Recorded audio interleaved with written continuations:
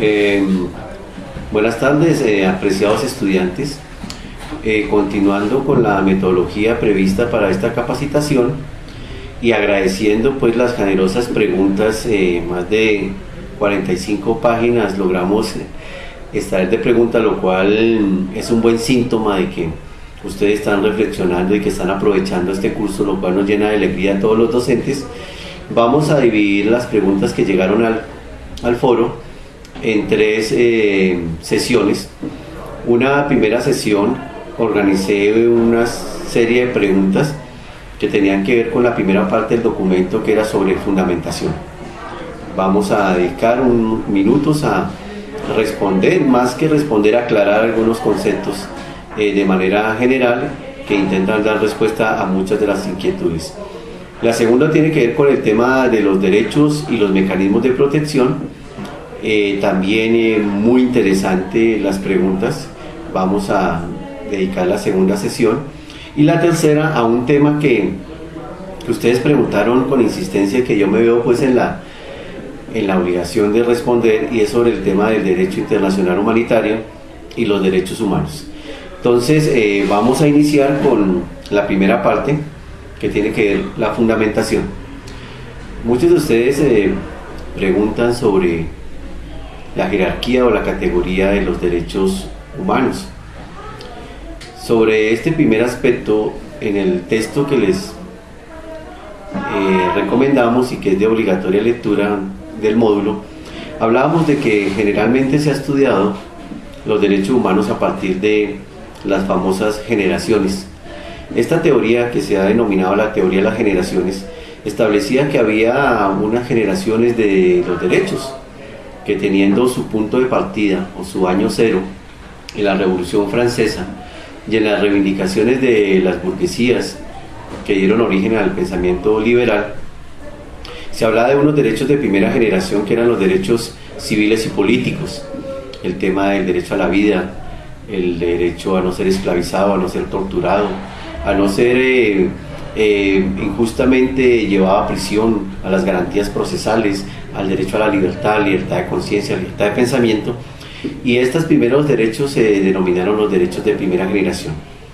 Luego nos cuentan que durante el desarrollo de la conformación y la creación de las Naciones Unidas viene surgiendo unos derechos que se han denominado los derechos económicos, sociales y culturales, que fueron denominados los derechos de segunda generación, donde está el tema del derecho a la educación, el derecho a la vivienda, el derecho a la salud, el derecho a la alimentación, y toda esta serie de derechos que son el complemento de esa vida digna que todos los seres humanos tenemos y debemos desarrollar.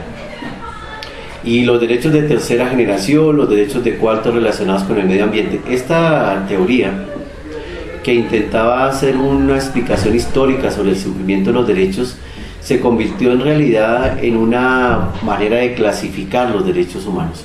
Por eso encontramos que en las constituciones, en la constitución nuestra y en la mayoría de constituciones de América Latina, estos derechos llamados civiles y políticos quedaron establecidos en la Carta Nuestra, en el título primero, que es de los principios fundamentales, y luego tenemos todo lo que tiene que ver con el título 2, que dice de los derechos, las garantías, el capítulo 1 de los derechos fundamentales. Estos derechos fundamentales coinciden básicamente con los derechos civiles y políticos, y se les dio un orden de jerarquía o importancia porque estos derechos fundamentales que están establecidos en el título 2, capítulo 1, se les dotó de un instrumento, de un mecanismo excepcional para la garantía de estos derechos, que es la acción de tutela. La acción de tutela, como lo veremos en la segunda parte de este video, tiene una fortaleza porque es un mecanismo sumario, expedito, que garantiza estos derechos. Si ustedes se dan cuenta, los mecanismos que han estado establecidos para los derechos económicos, sociales y culturales y para los derechos relacionados al medio ambiente son mecanismos muy importantes, pero su fuerza y su poder es menor que el de la acción de tutela. Por eso es que esta famosa teoría de las generaciones creó sin proponérselo incluso, una jerarquía en términos de derechos. Entonces pareciera que los derechos civiles y políticos fueran más importantes que los derechos económicos, sociales y culturales, o incluso que los derechos relacionados con el medio ambiente, o incluso si queremos llegar a los derechos de los pueblos. Entonces, esa es una teoría que en el documento que yo les presenté y les construí, tratamos de superarla con lo que hemos llamado la teoría de la generación de Viena. Esa declaración y plan de acción de Viena, que surge en el Encuentro Mundial de Derechos Humanos de 1993 en la ciudad de Viena, donde en el artículo 5 se establece que todos los derechos humanos son iguales, que todos los derechos humanos tienen el mismo peso. Por lo tanto, esa diferenciación entre primera y segunda y tercera debemos superarla y debemos hablar de los derechos humanos integrales, es decir, que al mismo peso están los civiles y políticos, como los derechos económicos, sociales y culturales, como los derechos relacionados con el medio ambiente, como los derechos con enfoque diferencial. Esa teoría del plan, de la declaración y el plan de acción de Viena, la cual suscribió Colombia, es un elemento vinculante en esa nueva interpretación de los derechos. Por eso es que creemos en esta nueva teoría que se llama la teoría de la generación de Viena. Estos derechos económicos, sociales y culturales, como muchos de ustedes lo preguntan, pareciera que el Estado se niega a desconocerlos. Pareciera que el tema del desarrollo, la pobreza, la marginalidad y la exclusión fuera un elemento común, no solamente en Colombia, sino en los países del llamado tercer mundo, que ahora es llamado los países del sur. Justamente porque la mayoría de instrumentos que tienen que ver con derechos económicos, sociales y culturales tienen un elemento. Si ustedes miran, el Pacto Internacional de Derechos Económicos, Sociales y Culturales tiene una cláusula que es de desarrollo progresivo. ¿Qué significa esto? Que reconociendo que hay limitaciones económicas por parte de los estados, que no van a permitirlas poder satisfacer de manera rápida y urgente derecho a la educación, a la salud, a la vivienda, a la alimentación, se les da la posibilidad de que lo hagan progresivamente. Esta es la cláusula de progresividad, es decir, usted no tiene hoy los recursos, pero lo puede implementar progresivamente. Y esta cláusula tiene un elemento adicional, dice, usted tiene que aumentar progresivamente su gasto y su inversión en estos derechos, pero lo que no puede hacer es el año siguiente invertir menos de lo que invirtió este año. Entonces es una cláusula progresiva que evita los retrocesos en términos de la inversión y el gasto de estos derechos. Pero sin embargo los estados han sido muy eficientes. En el caso de Colombia, los grandes esfuerzos por parte del Estado para satisfacer estos derechos, pero la realidad nos muestra que hay mucho por hacer y que aún los niveles de progreso, de pobreza, de desempleo, de ausencia de salud, de ausencia de vivienda son altísimos. Por eso hay que hacer esfuerzos adicionales en cumplimiento de esta declaración y este plan de acción de Viena del 93.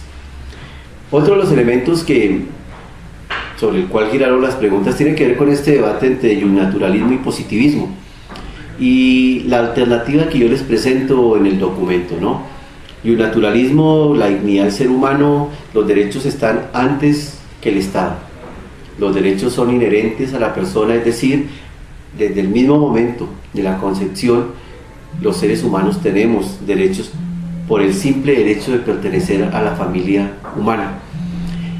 Este principio inherente como parte de nuestra estructura como personas, como seres humanos, se contrapone y se ha contrapuesto históricamente a los principios del positivismo jurídico, que habla que los derechos humanos son la fuente de estos derechos, es el Estado, que el Estado, a partir de las normas que regulan y protegen, son los que dan vida a estos derechos humanos. Pero yo les presenté una tercera alternativa que tiene que ver con una escuela que se llama el constructivismo histórico. Cómo hay que reconocer que para la garantía de los derechos humanos tan importante ha sido el naturalismo, con siempre la pretensión de avanzar en el camino de los derechos y su garantía y su exigibilidad a partir de esa inherencia de la persona humana, como también ha sido importante el positivismo porque se ha preocupado porque esos derechos queden plasmados en normas positivas, porque la exigibilidad de los derechos también tiene que ver con la herramienta jurídica que nos permita exigirlos y reclamarlos. Y para eso tenemos aquí en nuestra Constitución un ejemplo de cómo esta Constitución nuestra logró resolver ese debate entre naturalistas y positivistas, y lo hizo de una manera muy práctica.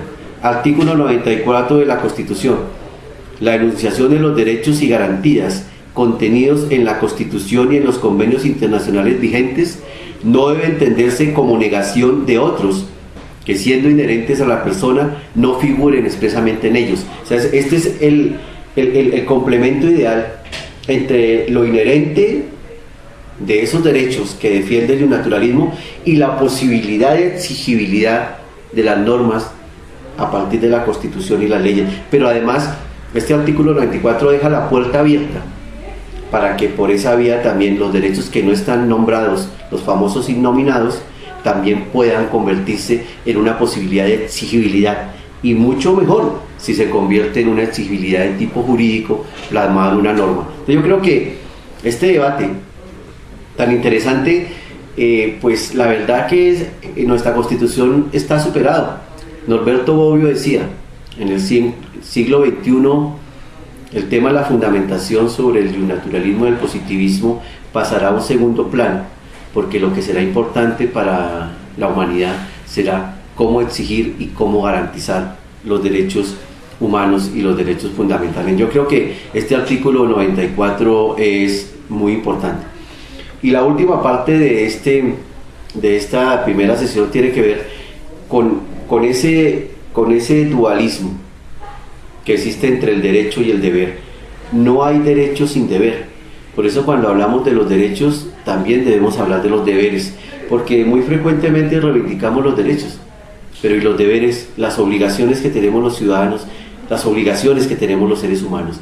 Por eso es que en las teorías de derechos humanos no hay derecho sin deber. Cuando nace un derecho, nace un deber. Si reivindicamos con mucha fuerza el derecho a la vida, el derecho a que no nos quiten la vida por ninguna circunstancia, el primer deber correlativo es respetar la vida del otro. Si solamente esta regla básica del derecho-deber en lo que tiene que ver con la vida se cumpliera, más de 40.000 vidas humanas estaríamos salvando al año. Bueno, esta es la primera parte. Yo creo que vamos a dejar esta primera parte de fundamentación, esperando haber respondido por lo menos esta primera parte de sus preguntas, y intentando que en caso de que no, pues nos puedan volver a requerir con preguntas en el foro de preguntas. Muchas gracias.